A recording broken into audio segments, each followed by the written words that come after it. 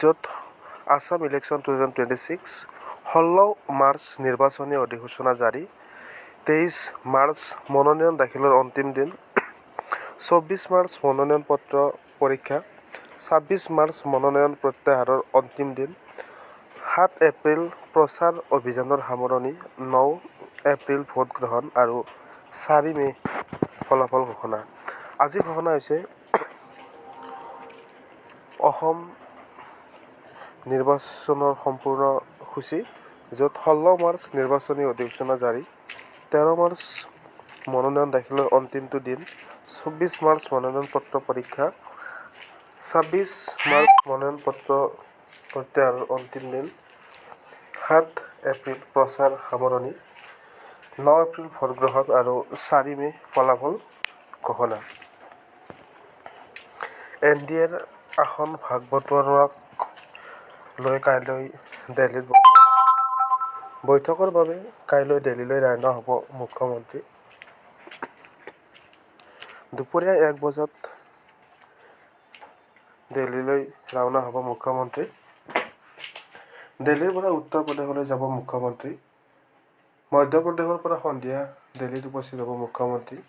নিশা কেন্দ্ৰীয় গৃহমন্ত্ৰীয়ে বহিব আসন ভাগ বতৰাক লৈ বৈঠকত। তৃতীয়বাৰৰ বাবে অসমত বিজেপি চৰকাৰ বনাওক। অবৈধ বাংলাদেশীক কেৱল অসমৰ পৰাই নহয়, সমগ্ৰ ভাৰতৰ পৰাই খেদি পঠিয়াম। আজি খানাপাৰাত এই হুংকাৰ অমিত শ্বাহৰ। কংগ্ৰেছ দলত অসন্তুষ্ট প্ৰদ্যুৎ বৰদলৈ। হাইকমাণ্ডক পদত্যাগৰ ভাবুকি। মাৰ্ঘেৰিটা সমষ্টিত ৰাইজৰ দলৰ সৈতে বন্ধুত্বমূলক প্ৰতিদ্বন্দ্বিতা কৰিব বিচাৰিছিল কংগ্ৰেছে, যাৰ বাবে প্ৰদ্যুৎ বৰদলৈৰ বৃদ্ধি হৈছে অসন্তুষ্টি।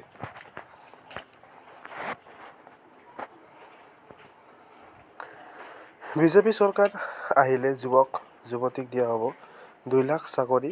জেন-জেড সমাৰোহত মুখ্যমন্ত্ৰীৰ ঘোষণা, য'ত ভাৰতীয় যুৱ শক্তিৰ আজি খানাপাৰাত এক বিশাল জনসভা অনুষ্ঠিত কৰা হয়, য'ত উপস্থিত থাকে কেন্দ্ৰীয় মন্ত্ৰী অমিত শ্বাহ আৰু লগতে অসমৰ মুখ্যমন্ত্ৰী হিমন্ত বিশ্ব শৰ্মা আৰু লগতে অসমৰ প্ৰতিটো প্ৰান্তৰ পৰা যিসকল যুৱক যুৱতী আছে, সেই যুৱক যুৱতীসমূহক লৈ এখন বিশাল জনসভা অনুষ্ঠিত কৰা হয় খানাপাৰাত। আৰু এই খানাপাৰাতে অসমৰ মুখ্যমন্ত্ৰীয়ে ঘোষণা কৰে য'ত নিৰ্বাচনত জয় হোৱাৰ পিছত আকৌ যদি বিজেপি চৰকাৰ হয়, তেতিয়াহ'লে যুৱক যুৱতীক দিয়া হ'ব 2 লাখকৈ টকা।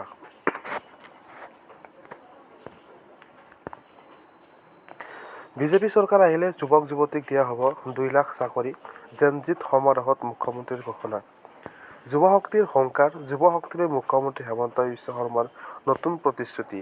যুৱ শক্তিৰ হুংকাৰ, যুৱ শক্তিৰ মুখ্যমন্ত্ৰী হিমন্ত বিশ্ব শৰ্মাৰ নতুন প্ৰতিশ্ৰুতি। আজি এক বিশাল জনসভাত অনুষ্ঠিত কৰা হয়, য'ত অসমৰ প্ৰতিটো প্ৰান্তৰ যুৱক যুৱতীৰ সৈতে এক বিশাল জনসভাত অনুষ্ঠিত হয়। তাত উপস্থিত থাকে অসমৰ কেন্দ্ৰীয় গৃহমন্ত্ৰী অমিত শ্বাহ আৰু লগতে অসমৰ মাননীয় মুখ্যমন্ত্ৰী হিমন্ত বিশ্ব শৰ্মা। আৰু এই বিশাল জনসভাত অনুষ্ঠিত কৰা হয়। অসমত 9 এপ্ৰিলত নিৰ্বাচন আয়োগৰ এক বৃহৎ ঘোষণা। অসমৰ বিধানসভা নিৰ্বাচন আজি ঘোষণা হ'ল অসমৰ নিৰ্বাচনৰ দিন, য'ত নিৰ্বাচনত থাকিব মুঠ 31,486টা ভোটকেন্দ্ৰ। গাঁও অঞ্চলত থাকিব 27,711টা ভোটকেন্দ্ৰ। নগৰ অঞ্চলত থাকিব 3,775টা ভোটকেন্দ্ৰ।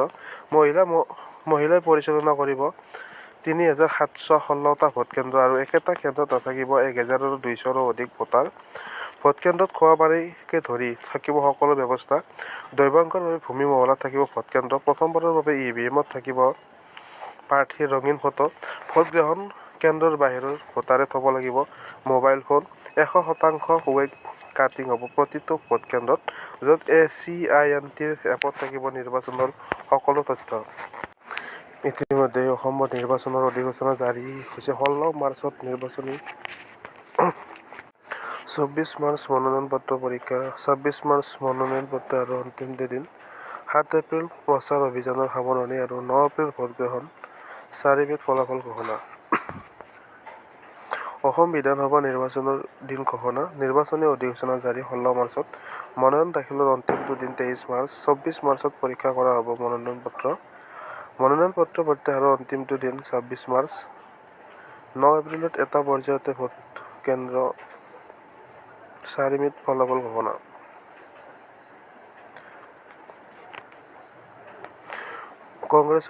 কংগ্ৰেছ দলত্যাগ শংকাৰ প্ৰদ্যুৎ বৰদলৈৰ। নৱগঠিত নং বুৰঞ্জী বৰুৱা বিধানসভা সমষ্টিৰ ভাৰতীয় জাতীয় কংগ্ৰেছ দলৰ প্ৰাৰ্থিত্ব লাভ কৰা সন্মানীয় বিধায়ক আলহাজ ৱেজেদ আলী চৌধুৰী ডাঙৰীয়াক আন্তৰিক অভিনন্দন আৰু শুভেচ্ছা জ্ঞাপন। কইনাঝাৰত অগপ নেতৃত্বতে বৈঠক অমিত শ্বাহৰ।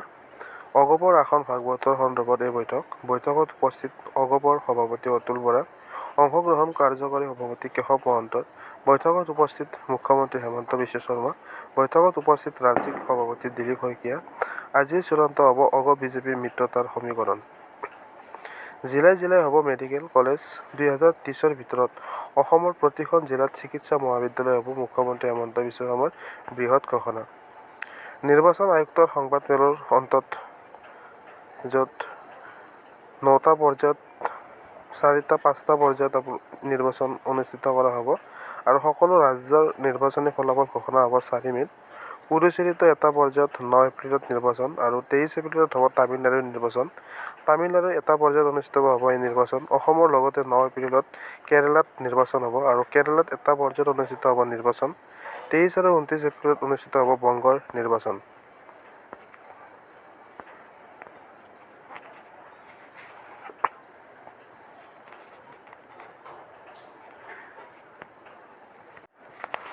অসমত মুঠ ভোটাৰৰ সংখ্যা 2.50 কোটি।